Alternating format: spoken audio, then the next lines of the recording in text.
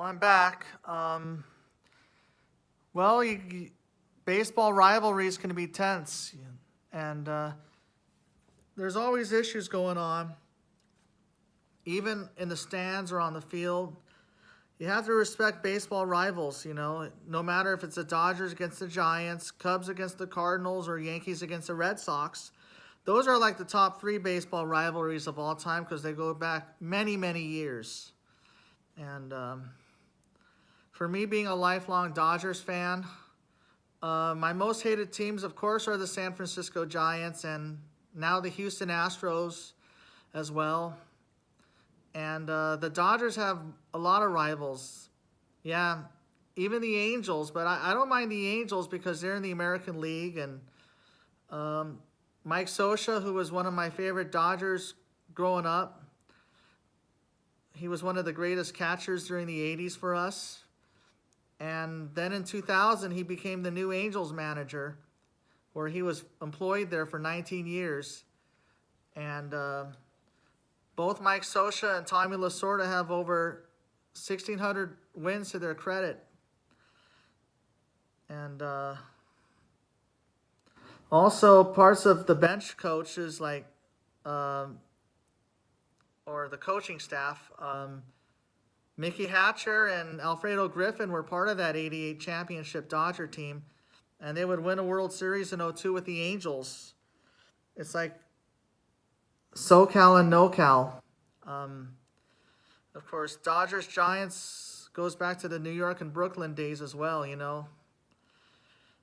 Well, if you see somebody wearing a uniform or clothing that's not your team or the team that you root against, just leave that fan alone. Just leave that person alone. We don't need any fan violence. It's bad. It's bad for the environment. There's kids there. There's senior citizens there. And you have to be careful whenever you go to a ball game or when you're out in public anywhere. Just show your respect, That's part of life. You can root for whoever you want. But for me, it's my main team, of course, are the Dodgers. And, of course, I started following the Angels when Mike Scioscia became their manager.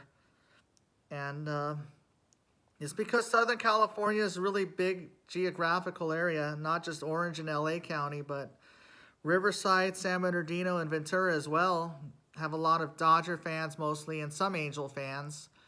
But down in San Diego, you have the Padres as well, but the Padres are the new Dodgers rivals. Well, now that they have Fernando Tatis Jr. and Manny Machado and Eric Hosmer, they're like wannabes, I mean, the Padres used to be all right, Tony Gwynn was one of the best players in Padres history, who won 8 batting crowns, had a lifetime average of .338, and had over 3,000 hits in his career. So the late Tony Gwynn was a monster, and he was one of the greatest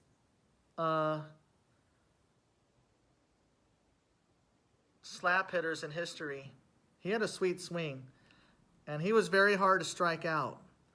But Barry Bonds, on the other hand, we all hated Barry. He was a cheater. As soon as he went to Pac Bell Park, McCovey Cove, that's when he started juicing up so he can hit those home runs into the water. And they had all those kayakers out there, but that's why he has the most splash hits in Giants history, or in the history of McCovey Cove. And that's why it's so hard to hit a home run that far.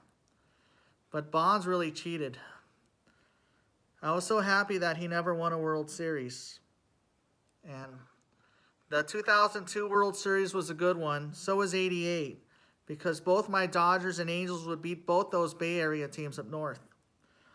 And that's how it is. That's the way it goes. And 2014 was a really bad year, because both the Dodgers and Angels would make the playoffs again that year, like they did in '09 and '08 and '04. But 2008 and 2009 was when both the Dodgers and Angels made the league championship series, but both of them lost to the Yanks and Phils respectively. 2014 I thought would have been the charm. because we had the highest payroll. The Angels had the best record. We had Kershaw, they had Trout, and both the Dodgers and Angels choked in the playoffs. And that year, the San Francisco Giants would go in as a wild card. They would win the wild card game just to get to the division series. Then they beat the Washington Nationals, who had the best record in the NL. And Dodgers lose to the Cardinals, Angels lose to the Royals, and the Giants ended up beating the Cardinals in 5 games in that series when Travis Ishikawa hit a home run to win it. And then the Giants beat the Royals in 7 games. And then Brian Stowe yells, "Play ball." Well, I don't really care for Stowe anymore. Brian Stowe was just an innocent victim that was attacked at Dodger Stadium by those cowards. Like I told you before, there is no need for fan violence. You have to respect that, like I said. You can wear whatever clothes you want, but you just got to be careful wherever you go, no matter if it's Dodger Stadium, Angel Stadium, Petco, even up at Oracle Park. And I was just mad when the Giants won their 3rd championship in 5 years. Maybe Barry Bonds was jealous that he was not part of that. Maybe that's what led to the Giants' success, because of those cast-offs and misfits. Homegrown players like Belton, Crawford, and Posey. And they're like possibly in their last year playing together right now. But let's just hope and pray that the Dodgers repeat as World Series champs in 2021.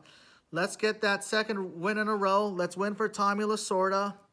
And let's just try to celebrate in the clubhouse with champagne and have a parade in downtown LA where all the fans can be there with that blue and white confetti. You know what I'm saying? But yes, the Dodgers have a legitimate chance of repeating. I just hope and pray that the Giants start fading at the second half.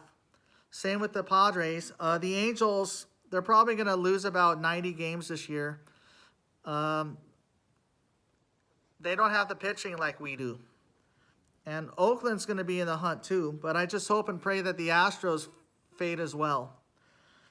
All right. Well, I hope you have a happy Friday. And let's go Dodgers like I told you. It's Dodgers for life. No matter if we win or lose, it's the Dodgers I choose. Peace.